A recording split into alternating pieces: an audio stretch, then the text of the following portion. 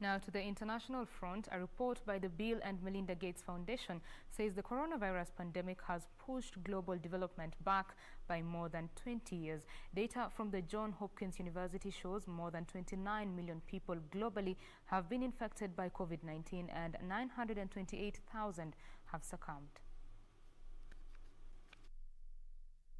An annual report by Bill and Melinda Gates Foundation has found the spread of coronavirus has pushed global development back more than 2 decades. The report further says tens of millions of people have been exposed to the threat of more poverty, inequity and disease.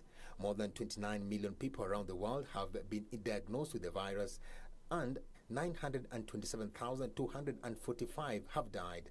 According to Johns Hopkins University, nearly 20 million people have recovered. Meanwhile, India is facing oxygen scarcity as the coronavirus cases surge.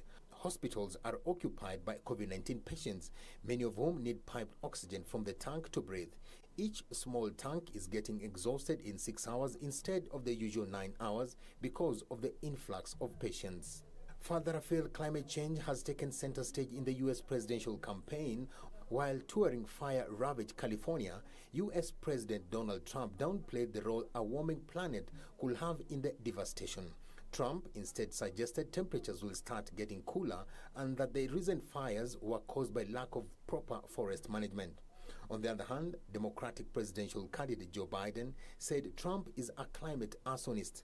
Biden said at an event in Delaware that 4 more years of his opponent in White House could see more America burning.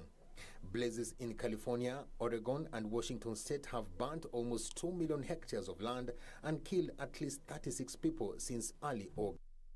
Meanwhile, a newly formed hurricane is closing in on the U.S. Gulf Coast, threatening several southern U.S. states. Hurricane Sally grew to a Category 2 storm on Monday and was expected to make landfall early on Wednesday. Alabama and Mississippi each have declared state of emergency in anticipation of the storm. This year's hurricane season has been particularly active. And the police chief involved in the killing of a black man in the U.S. has been sacked. This even as 2 other officials were suspended. Daniel Proob's death in the New York State in March led to days of protest in Rochester and was one of the key events in months of unrest over racial injustice in the U.S. Finally, the UK's departure from the European Union is now fully back on the agenda after a big day of development in London. The House of Commons has voted on a controversial new bill published by the government. The UK is currently in a period known as transition that keeps it bound to the EU rules until 31st of December.